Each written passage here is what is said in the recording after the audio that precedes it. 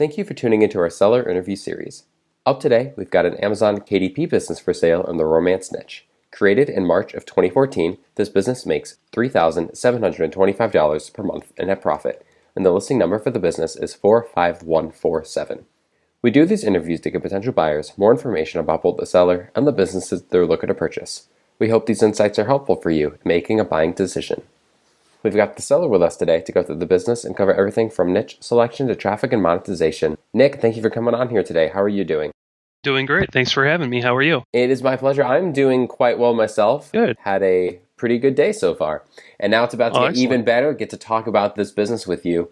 And I think the Amazon KDP model is really interesting. But before we dive into the questions that I have for you, I want to go ahead and run through a little quick summary of the business. Sure. Again, the business was built in March of 2014, has a monthly revenue of $4,896, expenses of $1,171 to make for a net profit of $3,725, which is generated on a 12-month average. Included in the sale of this business are the KDP account, 35 ebooks, 1 audiobook, and e-paperback versions, 5 book series yet to be released, associated domains and websites, Facebook account, and all pen names.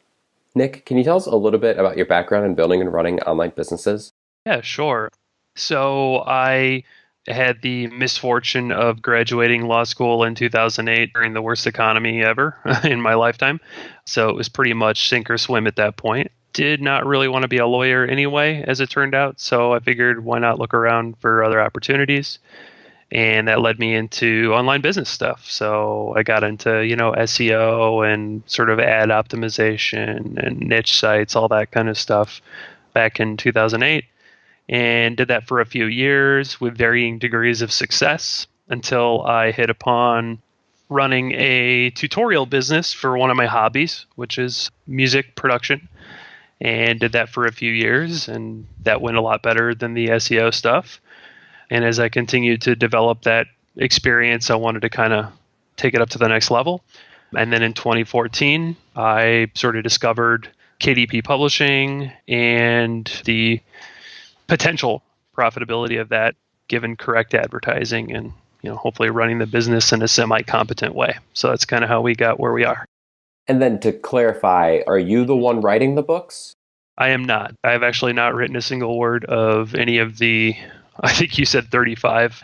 It's definitely up there. Might be a little more even, but at least 35 books out there currently. Looking through my dashboard, yeah, it looks to be a correct number. Mm-hmm. And yeah, I've just worked with ghostwriters this whole time. I've actually interviewed and vetted, and I don't think it would be a stretch to say I've put close to 3,000 hours probably since 2014 into just vetting and hiring ghostwriters who were able to achieve what I considered to be at least a minimum level of quality, because I wanted to kind of elevate the brand. And now you have those ghostwriters in place who, as you said, elevated the brand and write these books for you. So are they willing to continue working with the business when a new owner takes over? Are they aware of the sale? Absolutely. So actually, currently, I'm only working with one ghostwriter who is absolutely fantastic. Honestly, the best person I've worked with yet.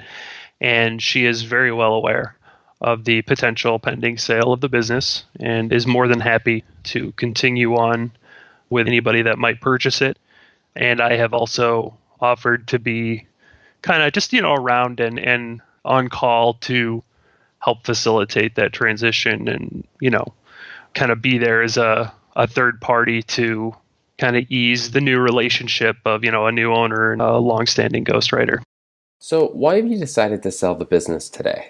So I've been doing it since 2014, and over those years, this business has been extremely good to me. And, my main passions are music production and computer programming.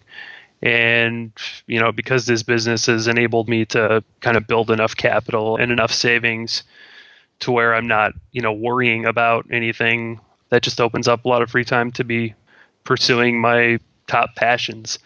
So it's time to, rather than letting this brand, go away, I would like somebody to take it over, kind of steward it into the future and continue building it up. I'm going to be sad to see it go, but I'm also going to be sad not to pursue, my passions and hobbies. So that's why. How did you settle upon the romance niche for your stories? Pure profitability. It was everything I do for this business is for business. I have zero interest or passion for the genre. I'm certainly no writer. It's purely a matter of, there's this big opportunity out there to build a brand, connect it with customers who are just sort of perpetually hungry for more. And it's one of those things where there were enough kind of interesting little challenges in building a business like this from the ground up that it was interesting to me kind of in terms of my programmer brain. It was lots of nerdy problem solving. And, the result of that then is you want to make sure that you're in a genre that's going to pay you back for the immense effort and I mean, just countless hours of building something up like this from scratch, because the beginning is pure torture. If you're trying to start a brand like this from the ground up without having an existing audience and readers who can kind of hype your stuff for you and the ability to advertise, etc., it's kind of a nightmare. So being able to start not from square one on this is, I would consider that to be kind of an attractive opportunity. So again, I want to make sure the genre is going to pay out enough to make the effort worthwhile up front. But now that effort is done.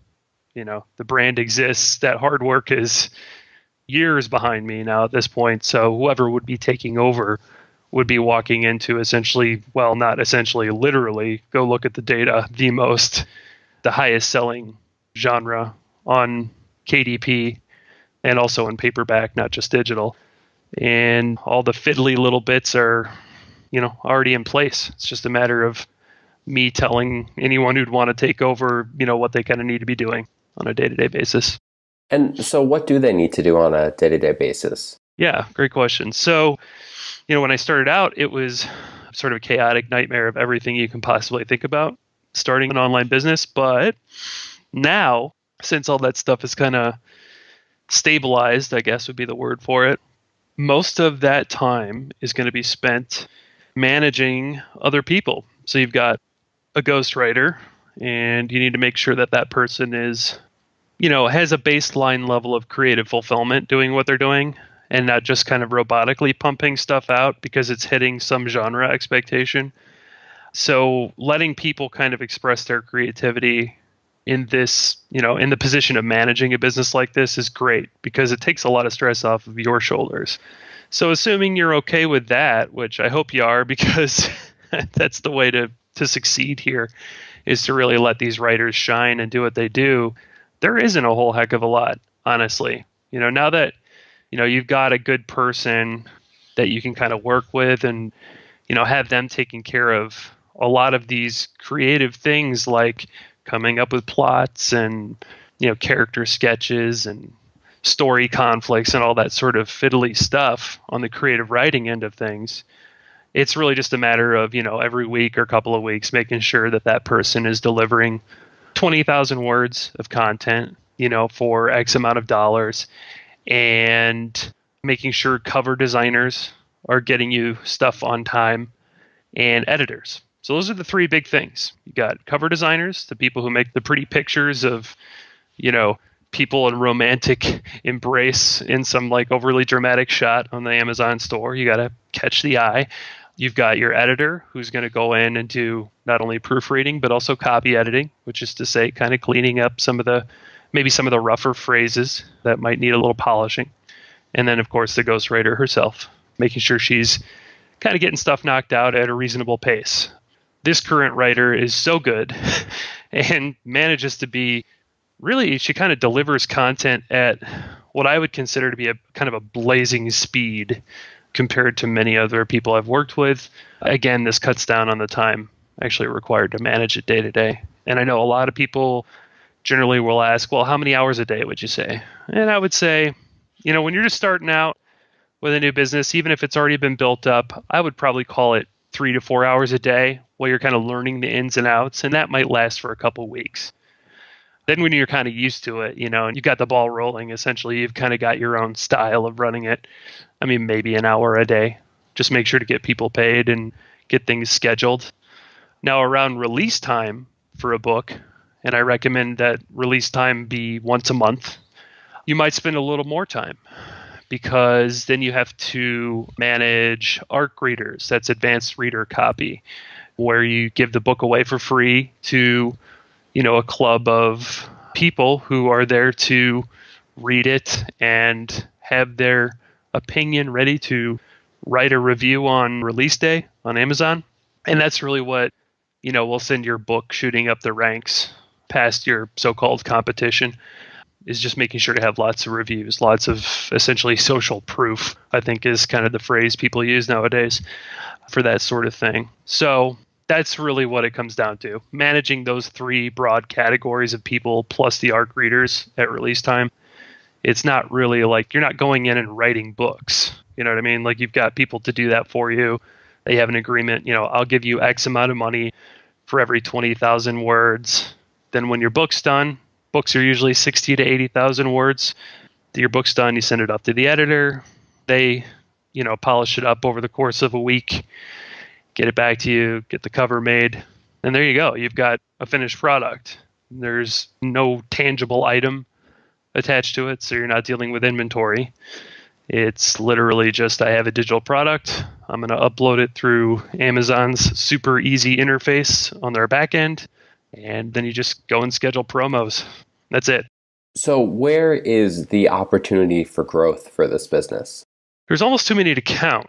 And that's something that's always been very overwhelming to me about this business, is like, well, where do I even start? I mean, because there are so many places where you can grow and there are only so many hours in the day. And I've had this question from others too, so I've had a little bit of time to think about it. And what I've told others in terms of how a business like this can be grown, I think the number one answer would be creating an app, getting that up in, the two major competing app stores, and essentially having, the writer or another writer, if you want to kick up production even more, have that person essentially uploading like short stories to the app, on like, every 2-3 day basis. And then people who have downloaded that app then get to say, oh, okay, here's another story from X author. And that keeps the visibility of your brand up because it's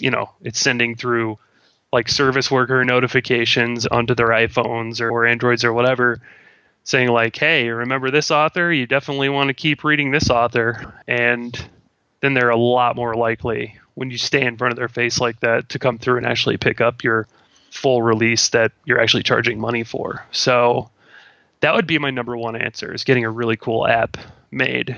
Man, that's so easy now. It's one of those things. It's kind of ironic. I'm going into more of coding and development place where I'm now developing the expertise to be able to do that. Whereas when I was running this business, I wasn't doing that simply because I had my business as well as a whole bunch of family stuff to have fun with, spending time with my daughter and all that stuff. Now that I'm finally developing the expertise to go do that number one thing on my list of expanding the business, I'm not going to be in the business anymore. But that's what it is. There's only so many hours in the day. Second thing on the list, depositors have been asking, are your books translated into any non-English languages? And the answer is no. And I think that would be a huge boon to expanding the scope of this particular author and the business in general. There are so many transcription services out there now, not just for YouTube videos and things, but people will translate your book from what I've been told are very affordable prices, and now you've kind of doubled or tripled your market all of a sudden for a very small investment of getting that translation done. So that would be the second thing on my list. When you start going further down than that, it's a lot of much smaller things. For instance, my web platform is woefully underdeveloped because I never really felt the need to develop it, to be honest. But nowadays, I think things in the publishing sphere are kind of headed almost back towards having a web platform instead of just being through like a third-party platform like Amazon or iTunes or wherever. So I would get the sites developed out using modern technologies. Like those sites right now are just super basic placeholder WordPress installs. I personally would move over to something more like like a Jamstack or something along those lines where you're just dealing with really quick static site generator type stuff where, you can upload new stories or sort of new posts to keep people aware of the brand in a way that's kind of very quick for them to access. And mobile in particular, again, this goes back to the app thing.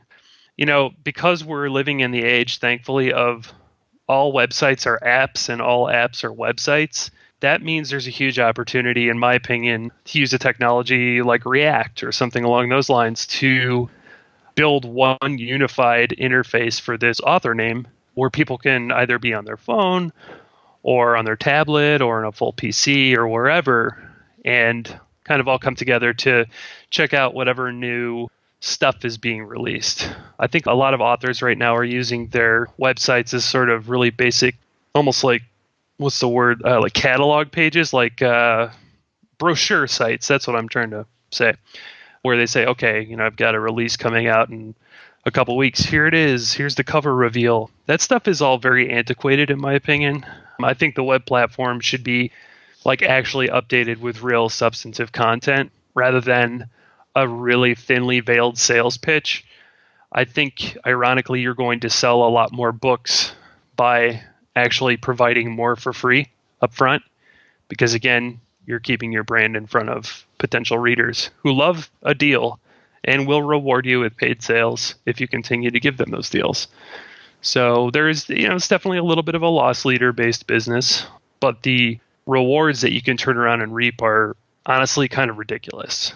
Obviously for the sake of accuracy and making sure that, there is a lot of transparency, like I do almost no work on this business right now. And, it turns over a few $1,000s a month.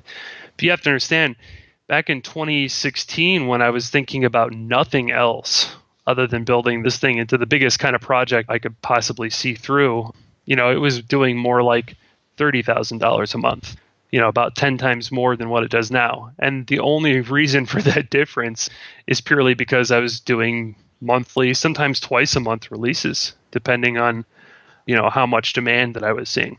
So when you see that scaled down income over time, it's not because there's waning interest in the topic. It's purely a matter of, you publish more, you make more.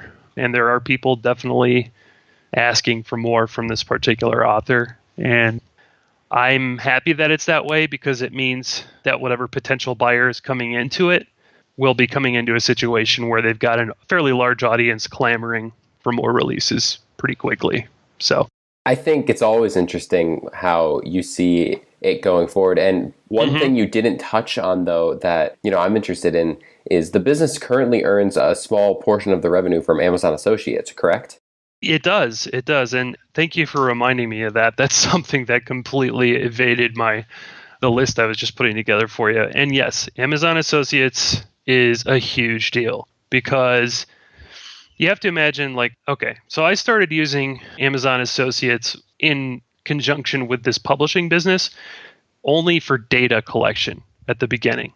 And pretty much, that's still somewhat the case, but that's because I never went down that rabbit hole as much as I could have. Not even near, I didn't even scrape the tip of the iceberg. And what I mean by data collection is, if I say do a cross promotion or I have like an affiliate link in the back of my book or something along those lines, I can see a lot of the associated products that people are buying after getting that cookie, that Amazon cookie that lasts for, I believe, 24 hours or something along those lines, maybe even longer at this point. They go through my affiliate link and maybe they buy something, maybe they don't. But that cookie hangs out on their computer for at least 24 hours. And anything they buy on Amazon within that 24-hour window will, be somewhat attributed to kind of me leading them there. So I've been paid for crazy stuff. I mean, people will go through, they're they're looking around your romance novel and click through an affiliate link and, maybe they got bored, moved on to something else, whatever. That's fine. But then the cookie hangs out and then they come back and sometimes they buy a TV. You know what I mean? So and you're getting paid, a percentage of that TV sale because you just had a link in the back of a book that is within, broadly speaking, the highest selling genre on Amazon. So again, you could kind of see the feedback loop potential of really good profit from being more, I guess, mindful of developing that part of the business out. That's another part of the business that is deeply underdeveloped by me, simply because it was a matter of like, there's only so many hours in the day. But somebody else coming along who's already got this thing built and running for them on day one might have more of an opportunity then with their spare time to develop those parts of the business out and, pretty easily 10x the income without a whole heck of a lot of work. And if it's someone who's already got some experience, maybe running a Amazon, like a fulfillment by Amazon business, then they're really going to probably be in a good position, because that person is going to know a lot more about, affiliate marketing on Amazon in general than I do. I knew barely anything about it when I started out, and, I became a big fish in a small pond with this particular author name. And by small pond, I mean my kind of sub-genre. And, it's almost like I just kind of stumbled into doing very well. And of course, I identified why that was after the fact and continue to capitalize on it. But this is not one of those businesses where you need to be stressing. Like if you're stressing a lot, like I was when I first built the business, then you're probably putting yourself through unnecessary stress. Like it doesn't need to be that way. A lot of this is nearly automated. So with that said, then, if you were to just kind of run with it and let it sit, what are some of the risks with this business that you see? That's a great question. And there are a number of them. Like with any business, I would say that a big risk would be not having a mailing list, in my opinion, especially when you're dealing with a third party like Amazon or Apple or wherever. If for any reason their data gets corrupted or they get hacked or whatever, you want to make sure that you have a list of, kind of diehard fans and people who are generally interested saved, apart from Amazon, which I do. And that comes with the business. It's a MailChimp list. It's about 16,000 strong. And which is not I mean, when you think about that also in combination with like even a mid-level, like a mid-tier fulfillment by Amazon business, like 16,000 is ludicrously small. But for someone in my business, in this business that I'm selling, that's not a bad size. And you can get a heck of a lot done with 16,000 people at a list, like responsive people. So that's an interesting one. So it's a big risk. Don't, not having a list, that's just dumb. Make sure to have your list and treat it well. The other big one, I think, is vetting ghostwriters properly. This is a risk of this business that if you're not making sure up front that you're dealing with someone who's capable, can write coherent sentences, isn't plagiarizing, that's bad. Make sure to, anyone that you might hire in the future, which, I recommend you do if you decide that it's for you, make sure to have them sign a basic contract, just a very, very boilerplate NDA, and just kind of get to know them. Obviously not a nosy way, but just kind of speaking to them casually, speaking to anyone casually, I should say, can oftentimes tell you a lot about who they are and kind of what level of respect they have, how they see the world. And, there have been a couple of times where that vetting process has really kind of saved me from some misery down the line. I've had 2 instances with vetting ghostwriters through Upwork.com, used to be Odesk, where these people were, one in particular I can think of was particularly anti-business to almost like a comical extent, and kind of went off the deep end almost without any prompting from me.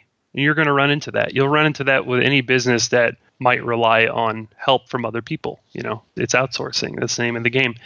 And so just make sure that whoever you're hiring has a personality that kind of works with how you want to approach things.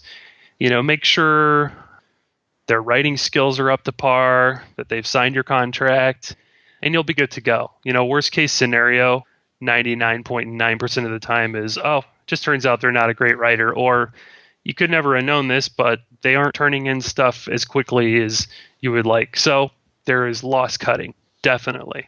The vetting process is, every business has annoying parts. That's the annoying part on this business, is just, finding someone who's going to take it seriously enough and, delivering consistently at a level of quality and with a good attitude and just teamwork, basically. This person who is working with me right now is one of two that I've worked with who have just been real standouts, like all-star level, great writers, great attitude, lots of creative input, which is amazing. And she, I believe, well, not, I don't just believe, I know for a fact because she told me the other day on the phone, is definitely open to expanding her role and taking on more responsibility, which I think any potential buyer should absolutely look into. Would you commit to a non-compete?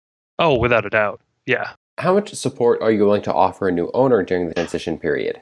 Lots and lots. And the simple fact of the matter is, even if I was just being totally self-interested in saying that I was willing to lend support, that would be because I just like to talk about business. But also, in addition to that, I want to make sure that, anybody coming into this is not going to just feel like left out in the cold. Like, okay, great. I've just inherited this thing, from this random dude who I don't even know. All I know is his name is Nick and he claims to be good at business. That's not really, that wouldn't personally be enough for me buying a business. Like if I put myself in the shoes of a buyer, I would not personally take that risk. What I would do when I would take that risk is if that person was willing to kind of help me out a little bit, like answer some common questions. Maybe if something comes up, you're going to have road bumps, along the way in any business that makes any kind of money. And, part of my job or at least how I see it, part of my job in transitioning this business to the next owner is making sure that it's done right. Because believe it or not, I actually really do care about the people who benefit from I don't care about romance. I really don't. To me, it's not offensive. It's, it's pretty funny. Sometimes it's good once in a while, but it's just not my thing. But the people who read the books and who send nice emails and messages, where it's clearly improving their lives, at least for some period of time, they can kind of get away from the daily grind and just, read some goofy popcorn romance for a couple hours.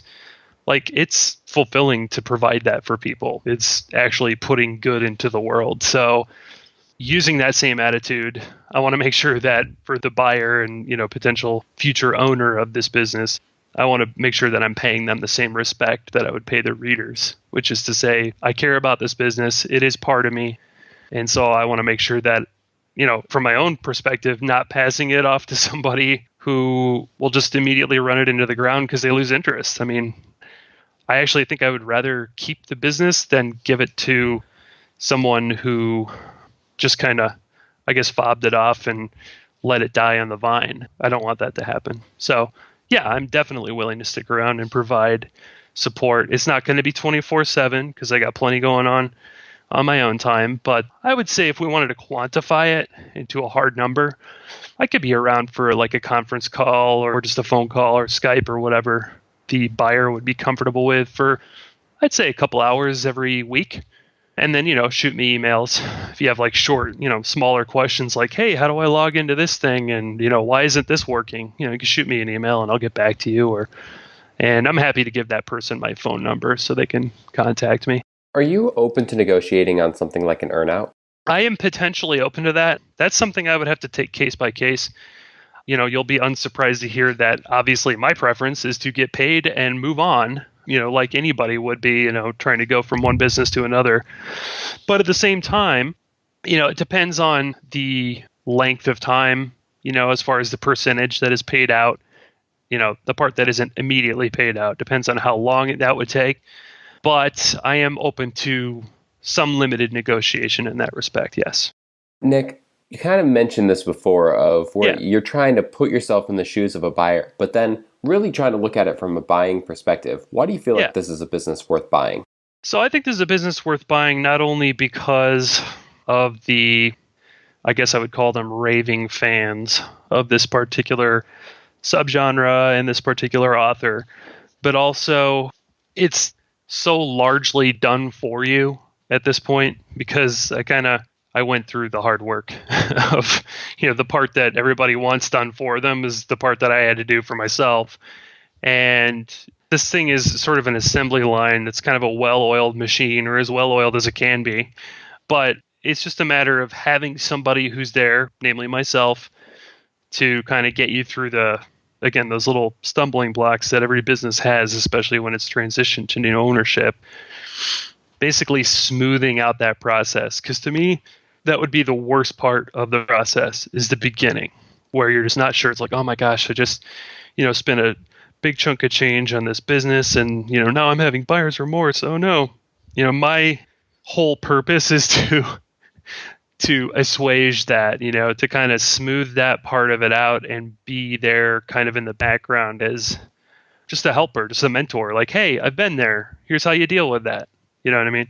So that you can smoothly transition into the business, And there are always these little finicky things when you're taking over for somebody else who's been doing something for a number of years. And you might want to change some of those finicky things. And I think you should. But you need to have the presence and feedback of the person who put that stuff in place and, to begin with, in order to know, okay, well, I want to actually simplify this workflow and do this, that, and the other thing, and I want to hire these writers. And okay, great. If you're having those kind of ideas, that means you're getting it figured out. So not being left in the the cold of night is, to me, one of the most attractive parts of buying a business like this versus just kind of taking over a website that may or may not have been abandoned or whatever. I'm here, I'm engaged in this business, not as much as I was in 2014, but I'm still here and I can help you through the rough patches. And I've treated my customers and readers very well over the years. And as a result, any potential buyer would have a built-in group of pretty darn enthusiastic, very positive people who are huge fans of this stuff. So being able to walk into that situation as a buyer of a business like this versus walking into a situation where it's maybe a little more anonymous, a little colder, I think that's another part of it. So having the help of the previous owner and having the support of the current client base, I think those are the most important things. And also my amazing ghostwriter, who is looking forward to working for whoever might end up taking over. Nick, thank you so much for taking the time with me today. I've really enjoyed getting to learn about this business with you. My pleasure. If you're watching this on YouTube, subscribe to our channel, and if you want more information, the link will be below the video that will take you to this marketplace listing. If you're watching this on the listing site and want more information, become a depositor today. When you make the deposit, one of our business advisors will be in contact with you, and you'll be given everything you need to review this business. Have a great day.